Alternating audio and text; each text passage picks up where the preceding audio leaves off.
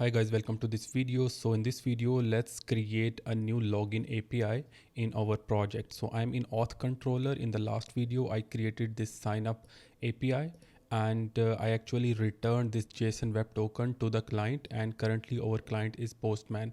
So below this, I'm going to create a new function and I'm going to name it login, and it should be the async because I will be using await functions inside this function. So the first one is the request response, and we can pass the third params as well. All right, and then let's try to set it up with the error handling. Okay, and then inside the try catch, what we want to do. So first of all, if we are using a client as a Postman, then this is the API that I've already created, and this will be on the route/login, and this is the data that I'll be passing from the client side. And this is what we do if we build a UI on a JavaScript. So first of all, let's try to fetch the username, email and password. So email and then the password. So it should be coming from request.body. Okay, let's try to log if we are able to get the email and the password from the client. So I'm going to save this file and my server is running. So let's go to our Postman. Let's wait for DB to be connected, and the data that I'm passing from here should be printed over here, okay, in the terminal. So let's send this out, send it, and this page is not found. The reason is that I have not added in my router. So let's go ahead and create it in the router first. So just like I actually required the sign up, I can get the login. So user post login and then the login. All right, so let's close it, and now this is running on port 4000 again, and let's go to our Postman and hit the API call again. So let's send, and it is sending currently, and it should return this. Well, let's try to add the response dot status and then the 200 and then the JSON, and it should be returning email for now, email and password. Actually, I don't need to return this in the real login API, but just so that it should return something so that it finishes. So let's go ahead and I will be printing this. Let's send, and you can see that it has actually returned the email and the password, and email and password are showing over here as well. So it means that we are actually successfully receiving the email and password in here. Okay, so now let's try to find if the email and the password that user is trying to log in with are actually existing in the database, because we need to make sure that the user which is registered in the database should be able to log in.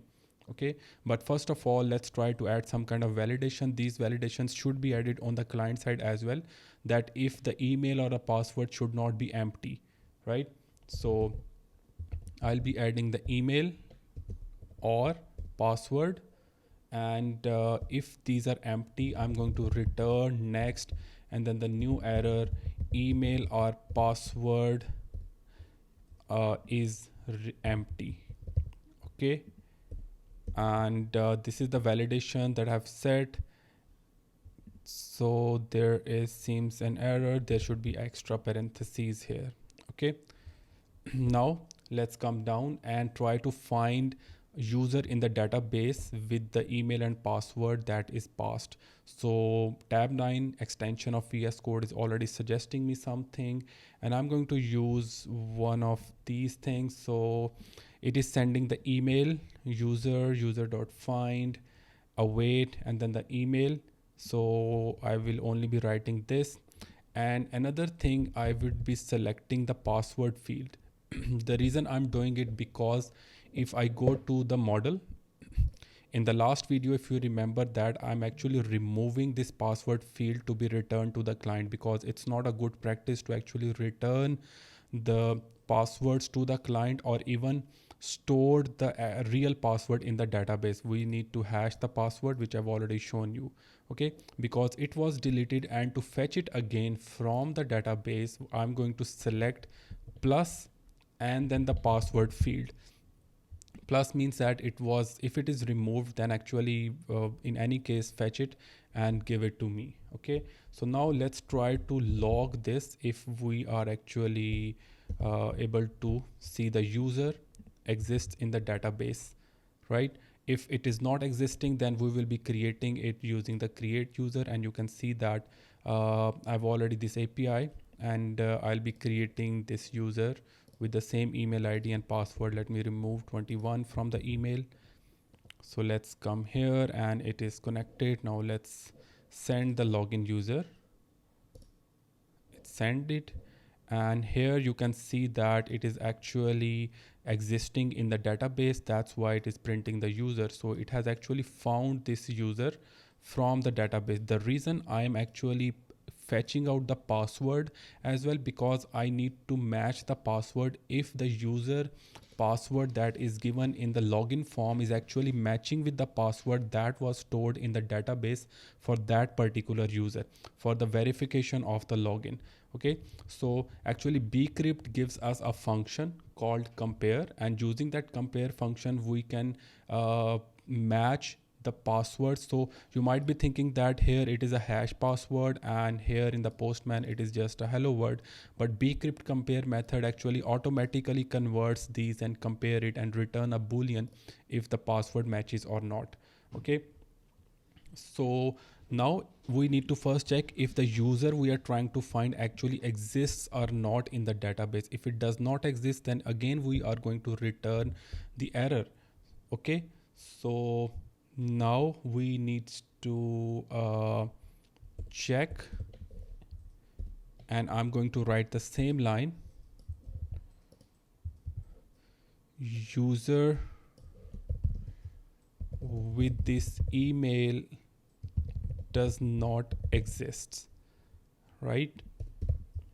But in our case this user is existing. This is just the validation. And now let's try to fetch the verified, and I'm going to write the bcrypt dot compare, and it require a password first that is being sent from our API from the client, and then the password field that is fetched from that API, from that query find one. Okay, so this password is actually hashed password, and this password is returned from the client side from the postman, but it will match it internally. Okay, now let's add another validation if the password matches or not, and it has actually verified that it is an invalid password if the password is wrong. Okay, so we have verified it actually, and now let's try to create and return the JSON web token to the login client, whoever is trying to log in, because this JSON web token will be required for client side to actually navigate to the actually the dashboard or the next page that needs to be shown to the users. So here I'll be writing const JWT token, and it is actually signing it again. So I'm using the same steps that I followed at the top for signing it up. So I'm just going to copy this and I'm going to paste it over here.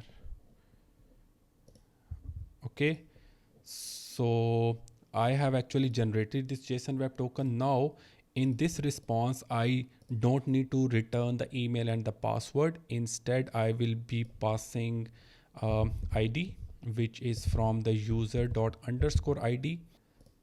So before I save it, this new user does not exist in this particular function because we have this user variable here. New user, I copied it from here, so it brought up from there.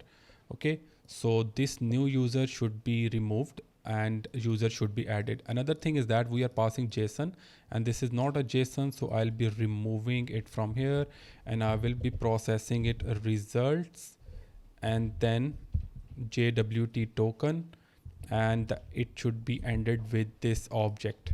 Okay, and make sure you have imported the bcrypt at the top, and I've saved this file. And let's go to Postman and test if we get this user ID and the JSON token to be returned to the client, and client is a Postman. So let's send. And alright guys, so we have successfully logged in to this API because all the validation passed. This user validation passed, the email password validation passed, the password verification actually passed, and then at the end we generated the JWT token and return it as a response to the client. Okay, so that's it for this video. Thank you so much for watching. Don't forget to subscribe my channel. In the next video, we will be using this JSON web token in order to protect our API calls, because these are the API routes in the routes file, and we'll be protecting it because we don't want user to access the nodes before it actually logs in. All right, let's move and see you in the next video.